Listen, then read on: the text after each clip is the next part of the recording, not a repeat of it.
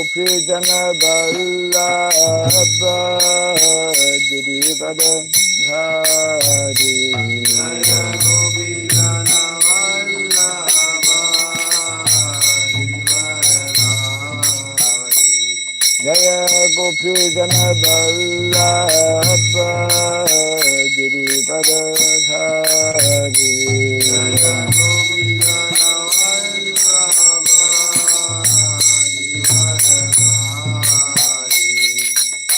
Yasoda Nandana Braja Jana Ranjana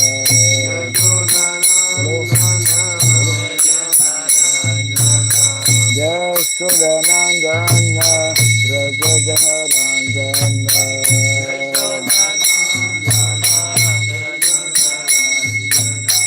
Jamuna Tira Vanantari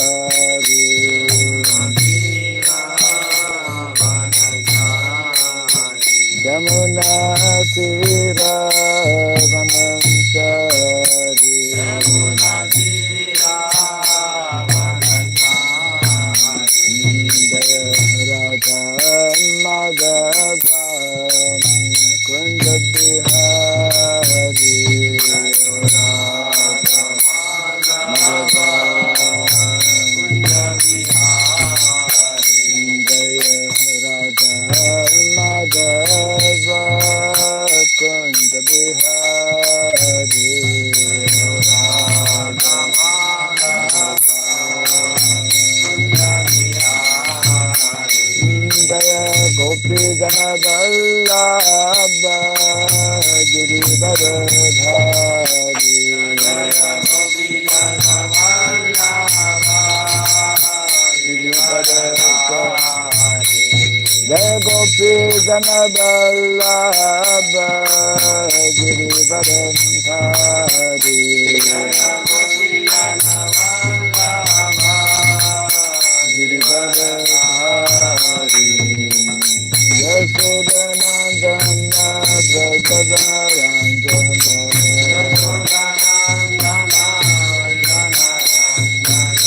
Yasoda Nandana Braja Jana Ranjana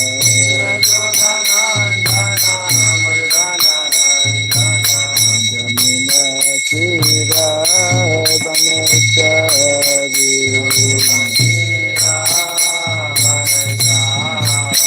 Jamuna Tira Vanachari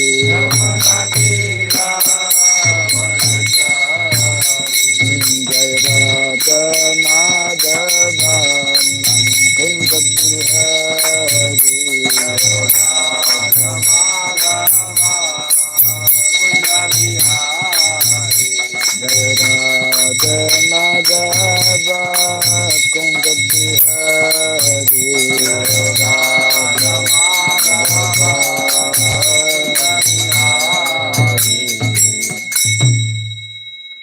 Hare Krishna Hare Krishna Krishna Krishna Hare Hare Hare Rama Hare Rama Rama Rama Hare Hare Hare Krishna Hare Krishna Krishna Krishna Hare Hare Hare Rama Hare Rama Rama Rama Hare Hare Hare Krishna Hare Krishna Krishna Krishna Hare Hare Hare Rama Hare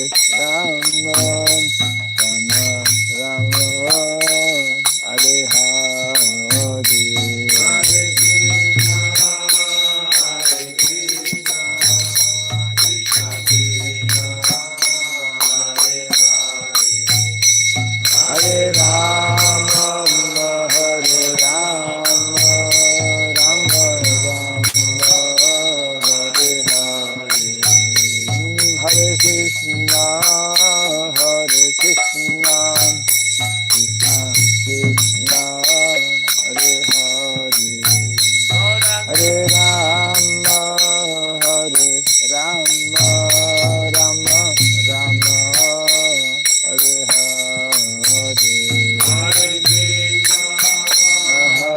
Krishna, Krishna Krishna,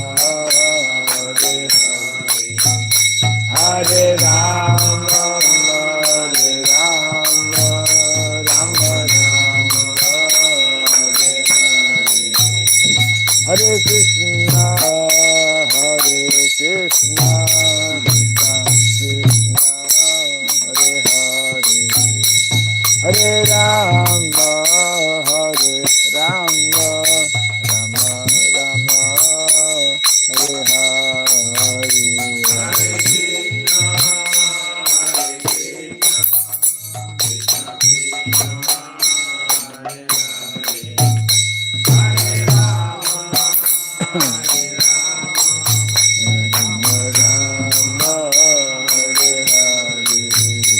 Hare Krishna, Hare Krishna, Krishna Krishna, Hare Hare, Hare Rama, Hare Rama, Rama Rama, Hare Hare, Hare Krishna,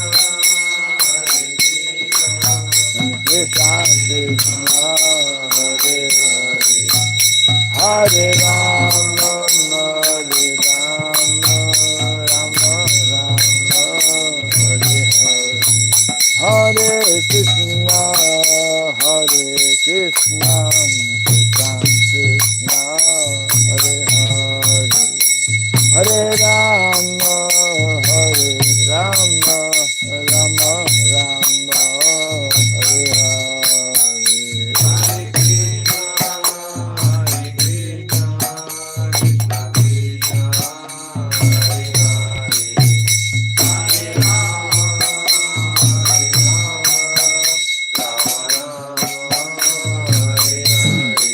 Hare Krishna, Hare Krishna, Krishna Krishna, Hare Hare, Hare Rama, Hare Rama, Rama Rama, Hare Hare, Hare Krishna, Hare Krishna, Krishna Krishna, Hare Hare, Hare Rama, Hare Rama, Hare Krishna, Hare Krishna, Krishna Krishna, Hare Hare, Hare Rama, Hare Rama, Rama Rama, Hare Hare, Hare Krishna, Hare Krishna, Krishna Krishna, Hare Hare, Hare Rama, Hare Rama, Rama Rama, Hare Krishna, Hare Krishna, Krishna Krishna, Hare Hare, Hare Rama, Hare Rama, Rama Rama, Hare Hare, Hare Krishna, Hare Krishna, Krishna Krishna, Hare Hare, Hare Rama, Hare Rama, Rama Rama, Jaya Radha, Madhava Radha, Madhava Radhe, Radha, Madhava Radha, Madhava Radhe, Jaya Radha, Madhava Radha, Madhava Radhe, Radha, Madhava Radha, Jaya Prabhupada, Prabhupada, Prabhupada, Jaya Prabhupada, Prabhupada, Prabhupada,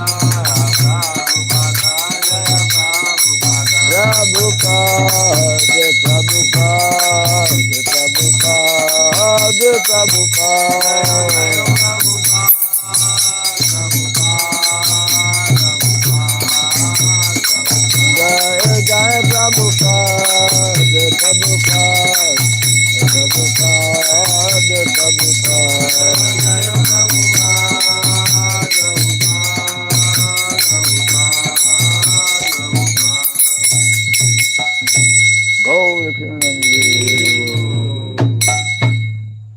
Jai Swayam Vishupad Paramahamsa Pri Vrajgachaja Stotra Satya Sri Simadhi Divine Grace Shirabai Charanarvin Bhakti Raghava Swami Sri Prabhupada Ki Ananta Koti Vaishnava Vrinda Ki Skandibiti Founder Charyas Divine Grace Srila Prabhupada Ki Namacharya Srila Hridas Thakur Ki Samavata Bhakti Vrinda Ki Harinam Sankirtan Ki Grantara Srimad Bhagavatam Ki Nitai Gaur Premanande all glories to be assembled devotees all glories to be assembled devotees all glories to be assembled devotees all glories to Sri Guru and to Sri Gauranga all glories to Sri Prabhupada Ki Jai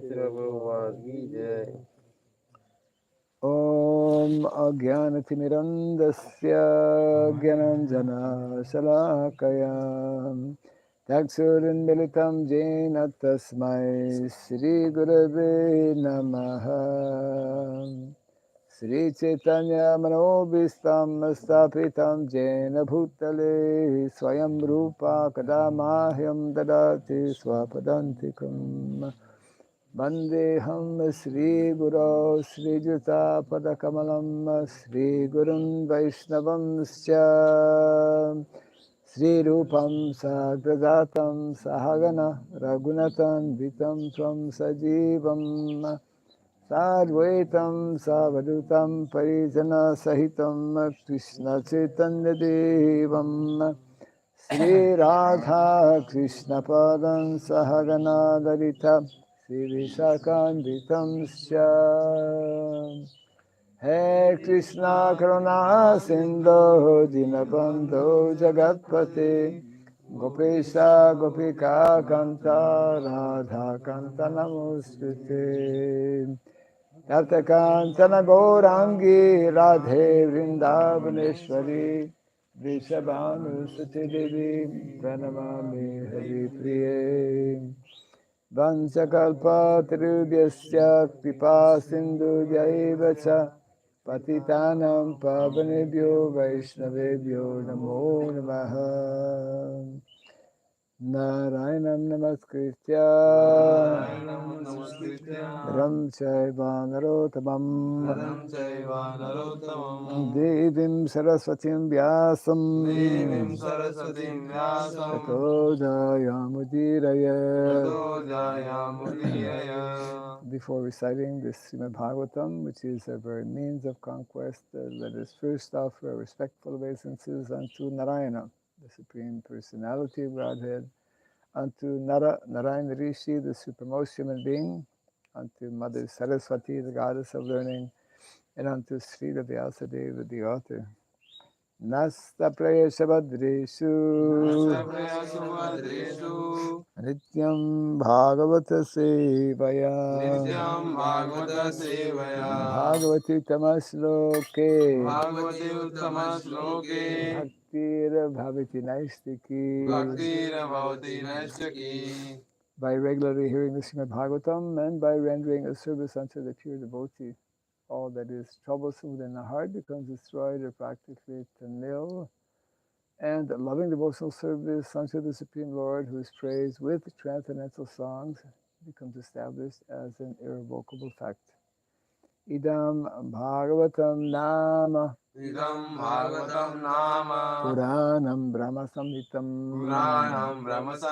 Uttama Sloka Charitam Chakara Bhagavan Rishi Nishriya Sayalokasya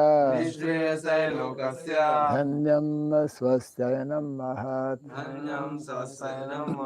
This Srimad Bhagavatam, known as the Grantharas, the king of all Vedic literatures, is the literary incarnation of God. It is compiled by the incarnation of God as Srila Vyasadeva. It is meant for the ultimate good of all people. It is all successful, all blissful, and all perfect.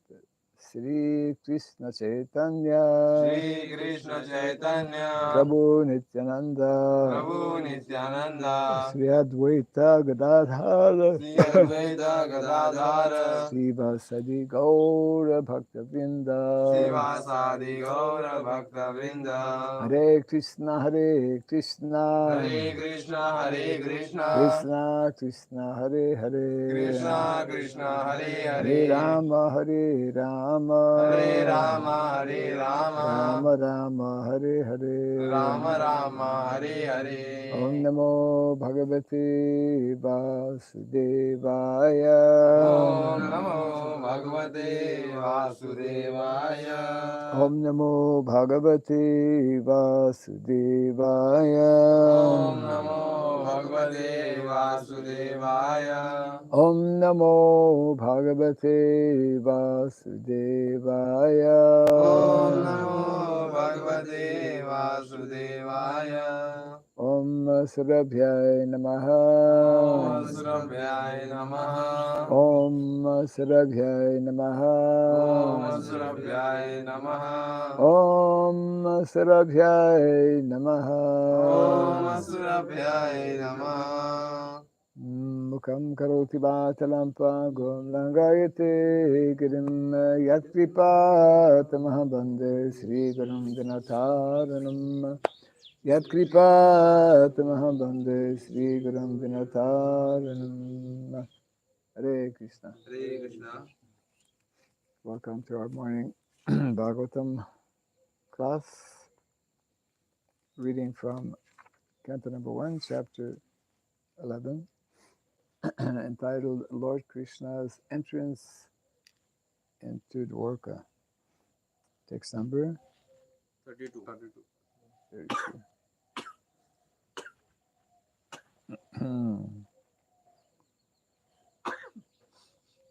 Tam Atmajair Atmajaya Drishtibir Drishtivir Antaratmana Antaratmana Duranta Duranta Bhavaha Bhava Parire Bhire Pariyevire Patim Patim Nirudham Nirudham Api Api Asravad Asravad Ambu Ambu Nitrayor Nitrayor Vilajatinam Vijajatinam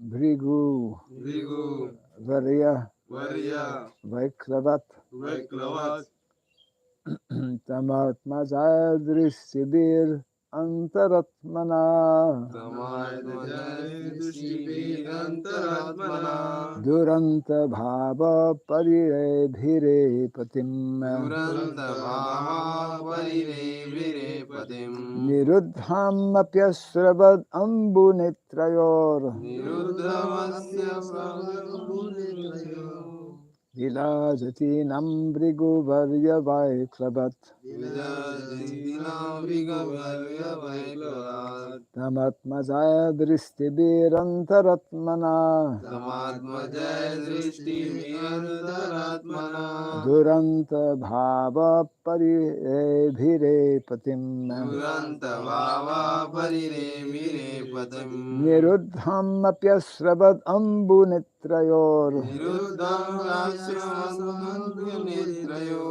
Vilajatinam Bhrigu Varya Vaiklavat Virajatinam Vrigavarya Vaiklavat Tamatmajaya Dristibirantaratmana Tamadvajaya Drishtivir Duranta Bhava Paribhire Patim Duranta Bhava Parivire Patim Nirudham Apyasravadambu Nitrayor Niruddham Apyasavalpunetraya Vilajatinam Bhrigu Varya Vaiklavat Virajatinam Vrigavarya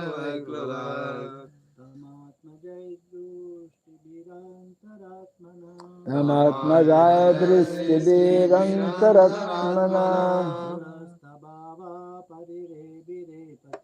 Duranta bhava parire bhire patim. Niruddham apyasravadambu nitrayor. Virajatinam briguvarya vaiklavat.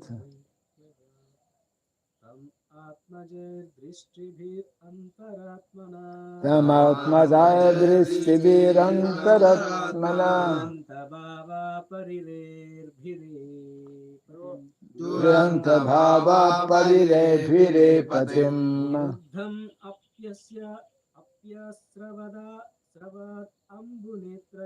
Niruddham apyasravadambu nitrayor. Virajatinam briguvarya vaiklavat.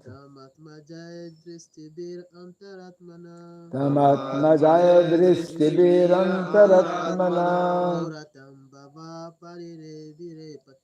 Duranta bhava parire bhire patim.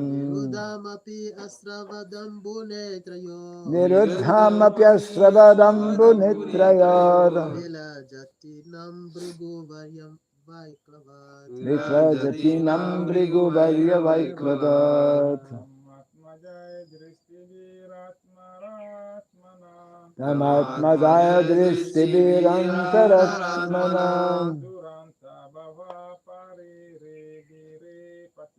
Duranta bhava parire bhire patim. Niruddham apyasravadambu nitrayor.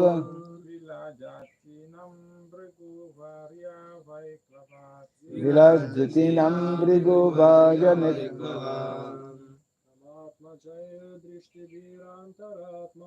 Tamatmajaya drishtibirantaratmana.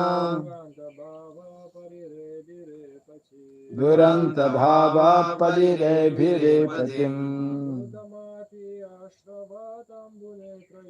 Niruddham apyasravadambu nitrayor. Virajatinam briguvarya vaiklavat. Tam atmajara distibhirantaratmana. Tamatmajaya drishtibirantaratmana. Duranta bhava parire bhire patim. Duranta bhava parire bhire patim. Niruddham apasvrada ambu netrayor. Niruddham apyasravadambu netrayor. Vilajantina bhiguvarya vaikvalat. Virajatinam briguvarya vaiklavat. Tam, him, the Lord, Atmajai, by the sons, Drishtibihi, by the sight, Antara Atmana, by the innermost part of the heart, Duranta Bhava, insuperable ecstasy. Parire bhire, embraced. Patim, husband. Niruddham, choked up. Api, in spite of. Asravat, tears. Ambu, like drops of water. Nitrayo, from the eyes. Vilajatinam, of those situated in shyness. Bhrigu Varya, O chief of the Bhrigus. Vaiklavat, inadvertently. Translation and purport by His Divine Grace A.C. Bhaktivedanta Swami Srila Prabhupada ki jai. The insuperable ecstasy was so strong that the queens who were shy first embraced the Lord in the innermost recesses of their hearts. Then they embraced him visually, and then they sent their sons to embrace him, which is equal to personal embracing. But, O chief of the Brigus, though they tried to restrain their feelings, they inadvertently shed tears. Kindly repeat after me.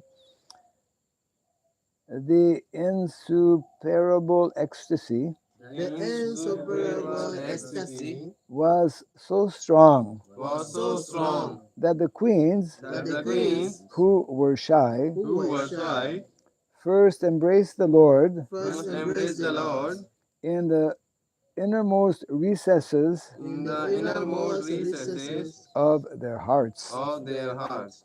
Then they embraced him visually, Then they embraced him visually, and then they sent their sons and they sent their sons to embrace him, to embrace him, which is equal to personal embracing. which is equal to personal embracing. But, O chief amongst the Brigus, But O chief among the Brigos, though they try to restrain their feelings, though they tried to restrain their feelings, they inadvertently shed tears. they inadvertently shed tears. Purport. Although due to feminine shyness, there were many hindrances to embracing the dear Lord, the dear husband, Lord Sri Krishna. The queens performed that act by seeing him, by putting him in the cores of their hearts, and by sending their sons to embrace him. Still, the act remained unfinished, and tears rolled down their cheeks, despite all endeavors to check them. One indirectly embraces the husband by sending the son to embrace him, because the son is developed as part of the mother's body. The embrace of the son is not exactly the embrace of husband and wife from the sexual point of view, but the embrace is satisfaction from the affectionate point of view. The embrace of the eyes is more effective in the conjugal relation, and thus, according to Srila Jiva Goswami, there is nothing wrong in such an exchange of feeling between husband and wife. Translation again. The insuperable ecstasy was so strong that the queens, who were shy, first embraced the Lord in the innermost recesses of their hearts. Then they embraced him visually, and then they sent their sons to embrace him, which is equal to personal embracing. But, O chief amongst the Brigus, though they tried to restrain their feelings, they inadvertently shed tears.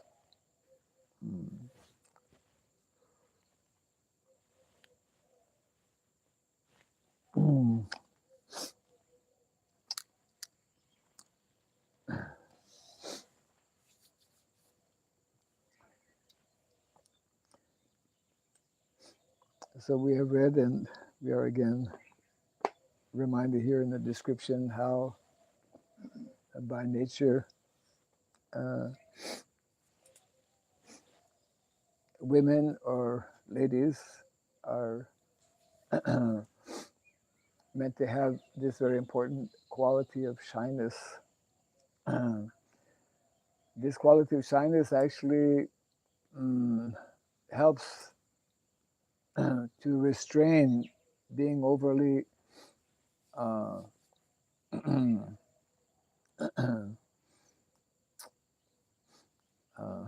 exchanging various sentiments or emotions. that's a very deep subject matter, of course. Here it is nicely described how they first, was it? Yeah, they first embraced the Lord in the innermost recesses of their hearts. The Vedic culture is very, very particular. Particular means it is giving guidelines in terms of how one is meant to interact, especially in public, between men and women. There's a whole purposely the relation, just like even one should not mention the name of the husband publicly, or wife does not directly address the husband by his name. There's a whole psychology involved, which is actually connected with the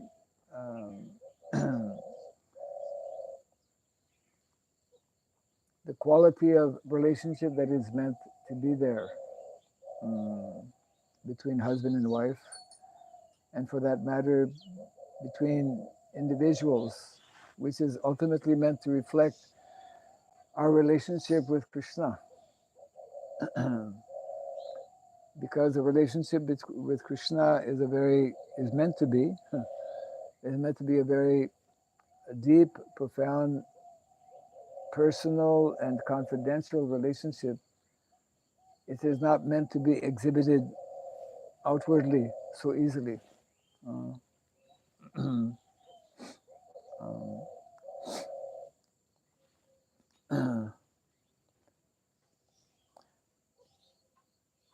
So this we could say that this relationship that each jiva is meant to have with the Lord is meant to be because of its confidential nature, is meant to be, what is it?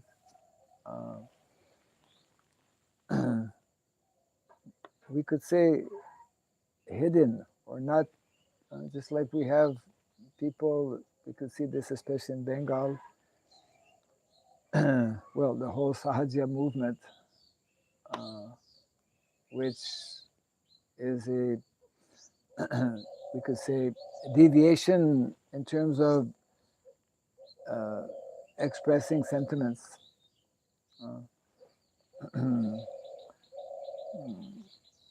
That was a major deviation that took place actually shortly after the departure of Lord Chaitanya Mahaprabhu, and it is a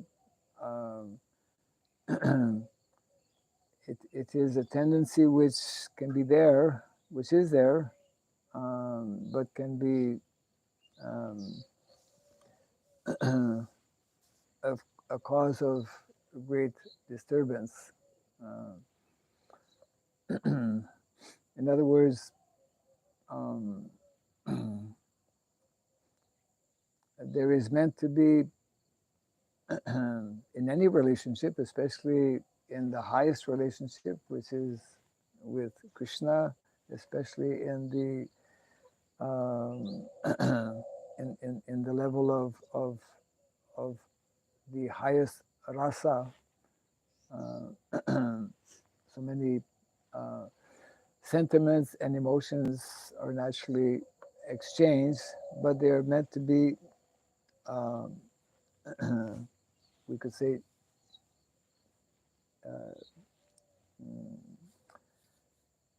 expressed in a very, in many ways, in a very we could say, covered way. Just like here, the queens are embracing the Lord from within the heart, within their mind.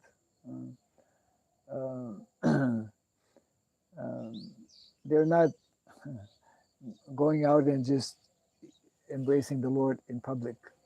That is not the Vedic way for a husband and wife. And it's very nice method of sending the son to actually physically embrace the husband. This is, we could say, this is culture. This is Vedic culture, where one does not so freely or openly, at least physically express or manifest. Actually, our acharyas explain how, although one may and should at different times experience feelings of ecstasy, one should not be outwardly expressing those, or one should be cautious in how to externally express those.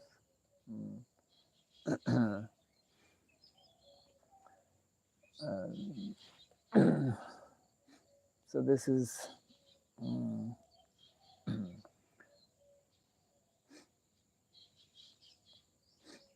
giving us some little understanding or some scope of how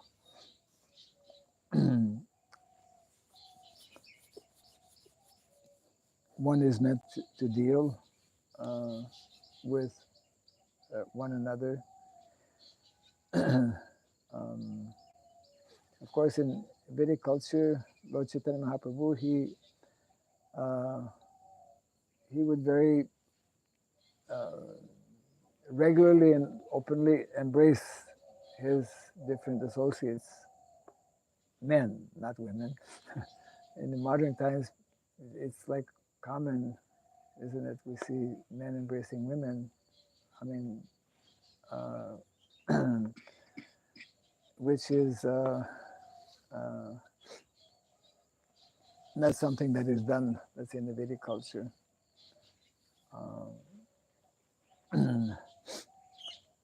There is there is planned or regulated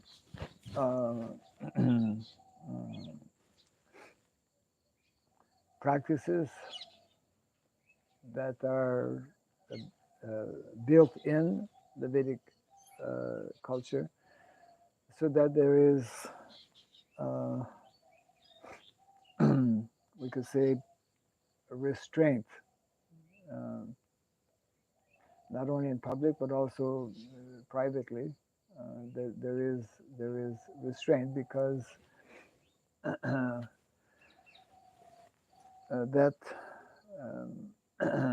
unrestricted exchanges or unrestricted interaction, especially between men and women, as we see in modern day society, is ultimately an expression of very, very, what is it, loose relationships, which are basically on the bodily platform.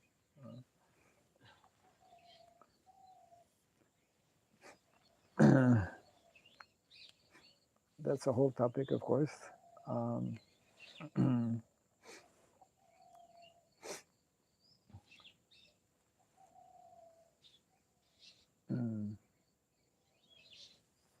Yeah.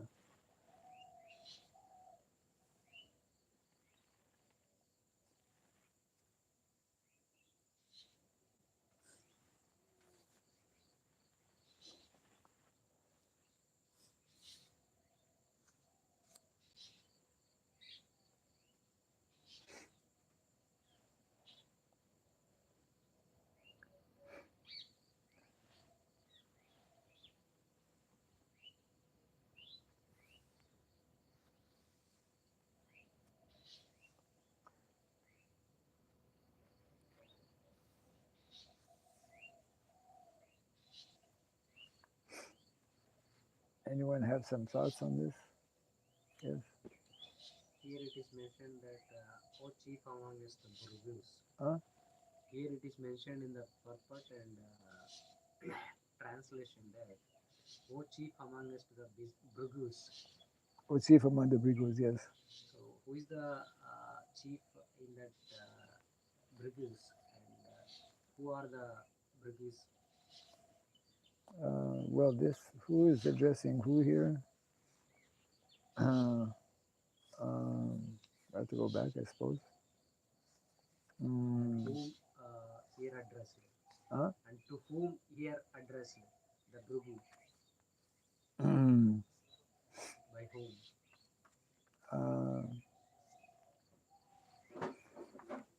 I think we have to go back to the beginning of this whole description.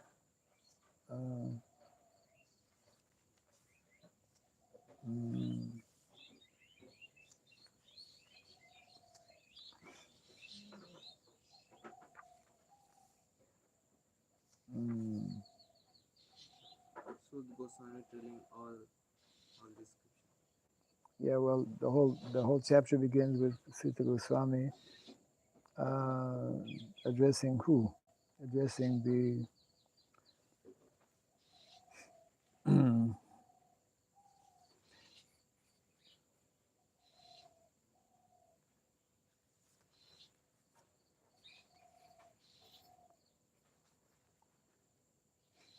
the Sutta Goswami is in Naimisaranya addressing the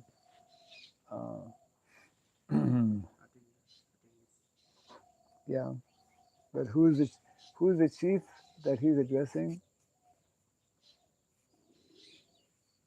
There is who is it? Who's the chief of the assembly in Naimisaranya?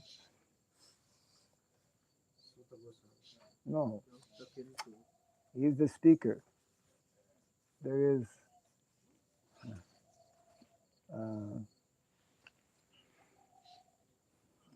a speaker. There is a head of that assembly who received the Sutta Goswami and requested him to speak and to share the subject matter of Srimad Bhagavatam. And then that whole incident when Balaram came and Romaharshan, no?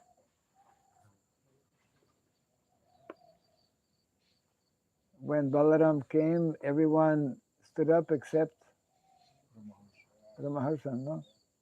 And then he was killed by a blade of grass.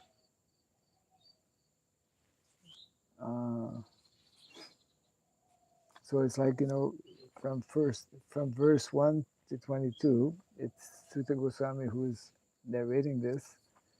And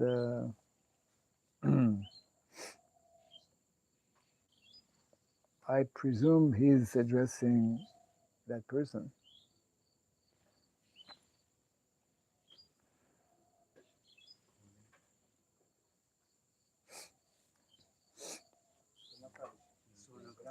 Huh? Shaunaka.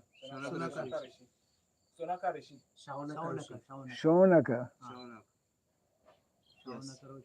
asking. Yes, Sunaka Rishi asking questions. And he Goswami responding. How does Ramaharshan? Rumasan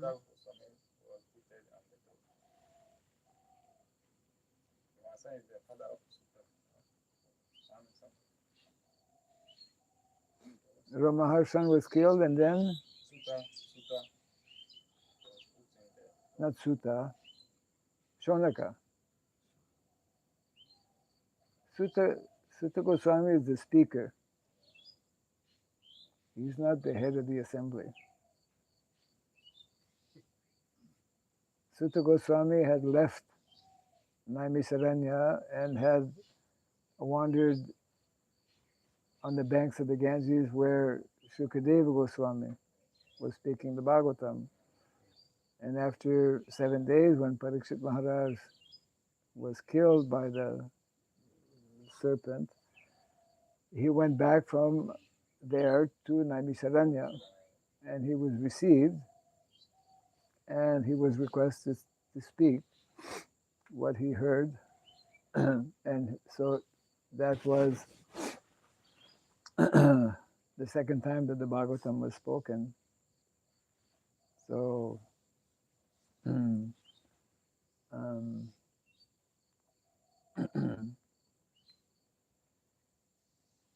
so there was chief of the assembly. So it's Shwanakarishi. Huh?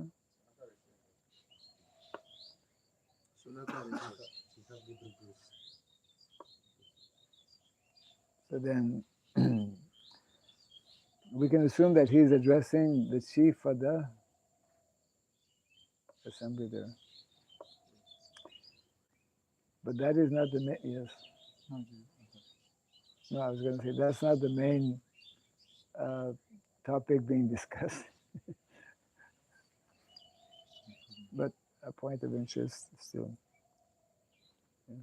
So in the previous verse, Vishnu Chakra Thakur wrote expanded purport or comments in which he mentioned that the wife of a husband, when the husband is not at home, not just should be live at in a restricted situation, but have to do tapasya and different auspicious activities. So why they do that in this culture? How it helps to develop Krishna consciousness? So the question being, according to some commentary by Vishwanath Chakravarti Thakur, Yeah. Yagyavalkya, he quotes Yagyavalkya that ladies should give up recreation, cleaning the body, yeah. seeing festivals in society, laughing, and going to other houses. Yes, so You mentioned this laughing. laughing, yes. Well, we read that there was reference to that just a few purports before, also, isn't it? That when the husband is away from home, and not for 10 or 15 years, when the husband is away from home for short periods of time, then the wife should not dress herself nicely. You know, if like when women dress themselves nicely, they become attractive. So a wife dresses herself nicely for the attraction and pleasure of her husband, not for other men. So therefore, when the husband is not there, naturally she has no reason to dress nicely. It's not that she starts wearing rags, but she just doesn't go out of her way to put on bangles and make her face attractive, etc., like that. Because women in the Vedic culture playing the role of a disciple. It's like when, yeah, even with in the presence of the husband, the wife is meant to be reserved. When the husband is not there, she's meant to be even more reserved, not mingling with, not attending. You see, because by nature, a woman is not meant to be alone. So when the husband is not there, unless she has a grown-up son, then it's like an extension of the husband. She could go out. Otherwise, if there are no grown-up children, then she's not expected, and it's not desirable that she go mingle and in other words, be in an enjoying spirit without the husband. It's a whole, we could say, mood and mentality. She's she's meant to be um,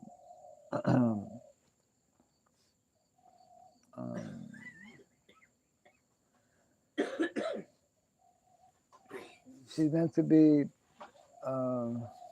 what's the word? by nature, women should be reserved, and and they are um,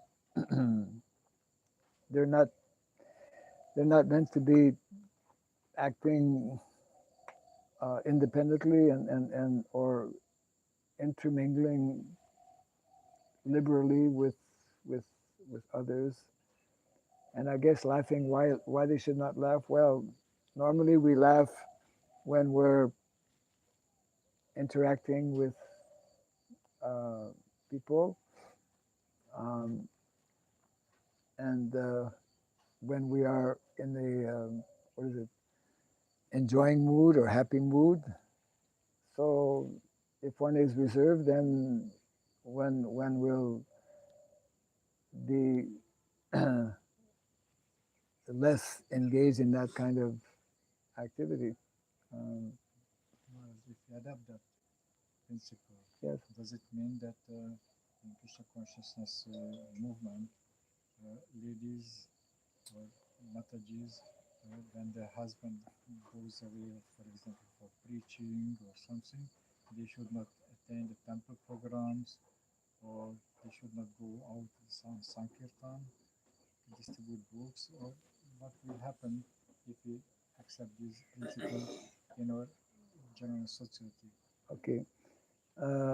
So the question, what within our context in terms of ISKCON as a society, if we adopt these principles that are there in the Shastra, what will happen if the husband is away for whatever reason, either working or preaching? That means that women should not go to the temple to attend Bhagavatam class or should not go preaching.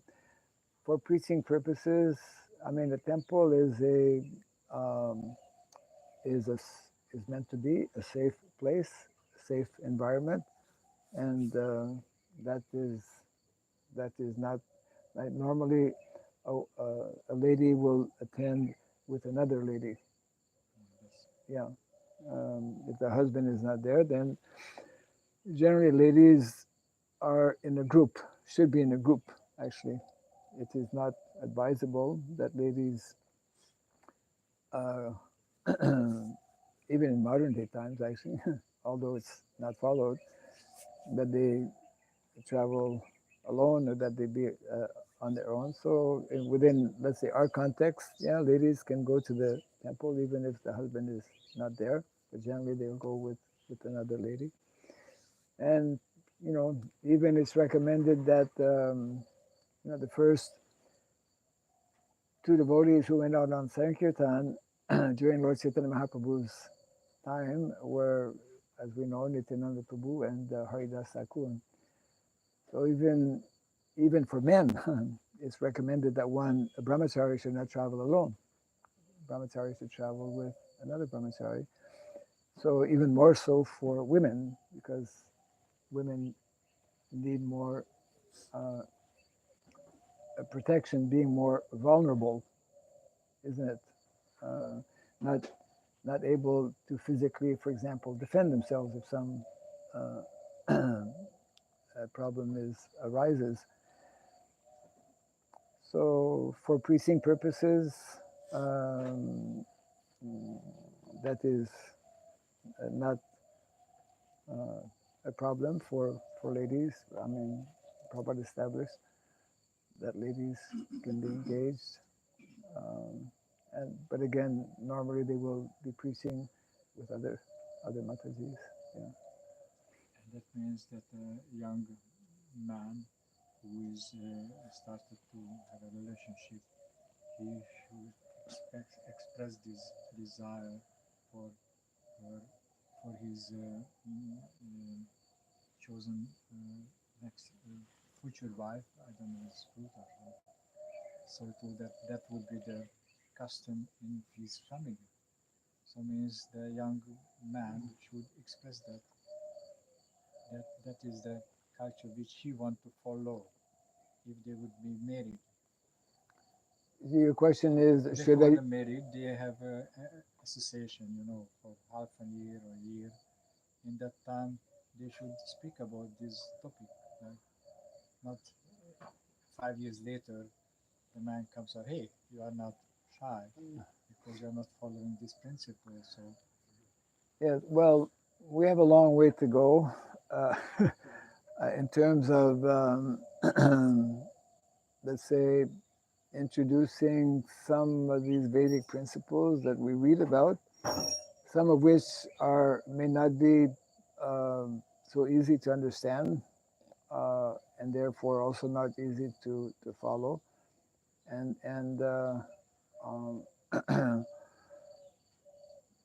definitely there should be some, we discussed the other day, a lot more preparation for both the young man and the young, you know, woman to prepare to enter into Grihastha life. In the Vedic times, actually, the husband and the wife, they, not the husband and wife, but before marriage, there is, the Vedic system is, it is arranged by parents. Now, there are many good reasons for that. And how we are meant to do things within, let's say, our ISKCON society,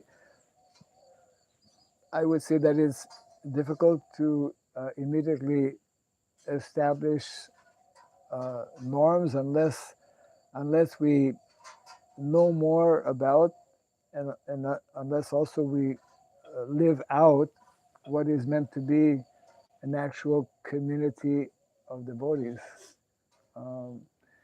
where so many of these aspects will obviously come out and will need to be addressed. Um, Many things in terms of the Vedic culture, it's just like spiritual activities. You know, ordinary people who know nothing about Vedic culture will find many of our practices, spiritual practices, like maybe exaggerated or impractical. So why do you walk around a tree? You know, why do you offer your obeisances all the time, etc.? I'm giving this as an example because we as devotees and we as a society have a very long way to go to understand many of these points that are described in the Shastra, because we are far away from a varnashram type of situation where these things become a natural and integral part of communities. Varnashram actually promotes, and in many ways, I think this was a topic yesterday in the class given by Prahlad Prajapati Prabhu. What was the title of the class yesterday? Foundational structure of Varnashrama. I was just occasionally hearing a few small things from my room. Foundational structure of Varnashrama. What is the foundational structure of Varnashrama? Those who attended the class, like in one or two sentences. In Varnashrama, the family. Yes, there are two things that are foundational aspects or foundational structure actually in the Vedic culture. Number one is family. Number two is village. Yes. Isn't it? Yes. Family unit, family life, and in previous days, extended family. Now we have reduced family concept in modern times to husband, wife, and children. But family in Vedic culture means more than that. Family means more than one family, means extended family, living together and supporting one another in so many different ways. That's one aspect of foundational structure in the Vedic context. And another aspect of foundational structure is actually village life, because I think that was mentioned yesterday in the class. It takes a whole village to actually raise a child. For a child to properly be raised, then there's so many aspects of village life and individuals living in a village that are necessary. So it's what is it? It's very, very theoretical discussions that we can have in terms of what should be the behavior of both men and women, actually, and for that matter, children. Like we read about children, like in the Vedic culture, I think that's described in the 7th canto of the Bhagavatam. Before leaving to go to school, they would bow down to their parents, or they would touch the feet of the parents, or they would walk around the parents,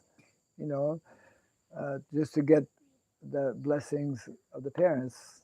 Or Prabhupada mentions that when I was a small child, my mother would, take some saliva and put it on the forehead, something like that. I forget exactly, but there are, Kajal. Kajal. No, but there was something about saliva also at some point. Many practices that were there previously are absent today, and also not understood, and we cannot just artificially introduce them. We can only begin to introduce them when we understand the reason behind it, and that's only possible when we have ideal families who are ideal families means those who are following the different samskaras, number one, and also when we have such families who live together in an ideal community, which is primarily village. Of course, here we're talking about Dvārakā, which is not a village, which is a city, but it's a city that is built on, Vedic principles and Vedic systems, etc. So part of what we need to do as individuals and also as a society is to, deepen our understanding of what is meant to be ideal family. And there's a whole chapter on that, ideal family life, given by Narada Muni, the 7th canto of the Bhagavatam. And especially we need to know about community life within a village setting, because it's one thing to have a community, like we have some temples in cities where they have congregation and many people living close to the temple, which is good, which is giving opportunity. But that's one level. The Vedic culture and Vedic lifestyle is for the majority of people is not meant to be in the cities. That's just the way it is. The vast, because we are missing out. We may say, well, what's wrong to be in the cities? We're associating, we're preaching, etc. Well, what's wrong with being in the cities is that we're missing out on what is meant to be the real education and what is meant to be the real economy. What is Vedic economy? What is Vedic education? In the cities, we cannot do that, actually. We cannot express that. We cannot live according to what is meant to be Vedic education and Vedic economy, because Vedic economy is based on Krishi Goraksha Vanijam. Otherwise, we are also contributing to the artificial setup, which actually goes against nature, which goes against the Vedic principles. and for which Prabhupada warned us time and time again also. And again, for preaching purposes, okay, that is different. For preaching purposes, we must be everywhere, which means also in the cities. But for living purposes, for the majority of people and the majority of devotees as well, we've mentioned this many, many times, it is the country. Yeah. Any additional point or comment?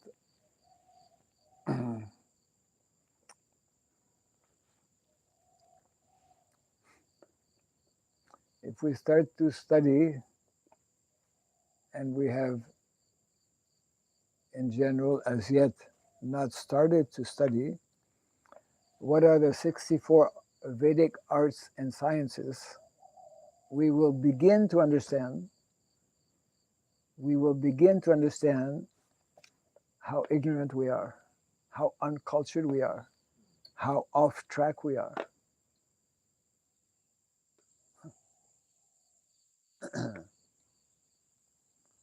We're not sufficiently knowing, we're not sufficiently studying, we're not sufficiently understanding our own culture. We're speaking about promoting Vedic culture. We don't even understand it ourselves. According to that Brigu mentioned here, I see that here the text shows two levels. One is the Vedic level and one is the ecstatic level in pure Krishna consciousness, because these ladies not just ladies or queens, but they are more elevated than normal or nicely educated Vedic queens or ladies. Here Brigu is he's maintaining the principles Vedic system, but he is not for bhakti, especially as Narada Muni is teaching the bhakti and Brigu is teaching the Vedic principles. So according to Vedic principles, someone is crying when his beloved coming, that's a bad omen. It's a bad sin. You shouldn't cry when your beloved comes, because that makes him sad. But the ladies are so ecstatically loving Krishna that they cry. Also, they know they should not cry, and that shows their higher Krishna consciousness, because ultimately Krishna is satisfied with that, seeing that they so much love him that they break the principle of not showing their emotions when he appears.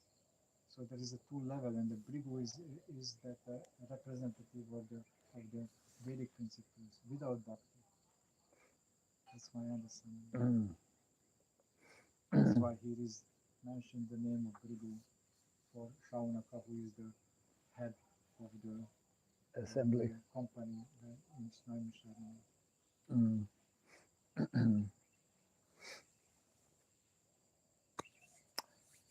Krishna doesn't very much likes that when the Vedic principles are broken by bhakti, strong prema.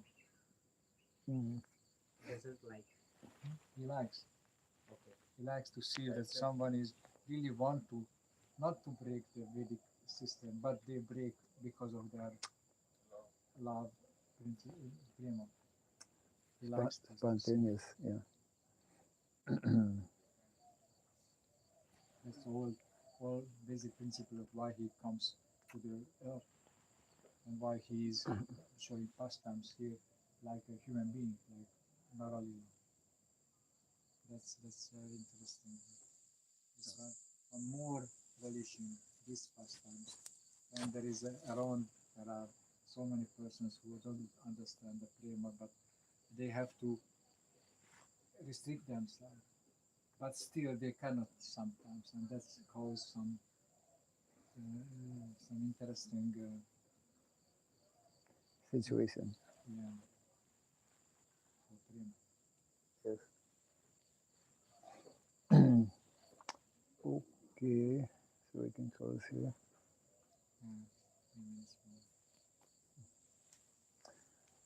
Jai Grantha Srimad Bhagavatam ki, Jai Srila Prabhupada ki, Jai Tagore Himani. Jai.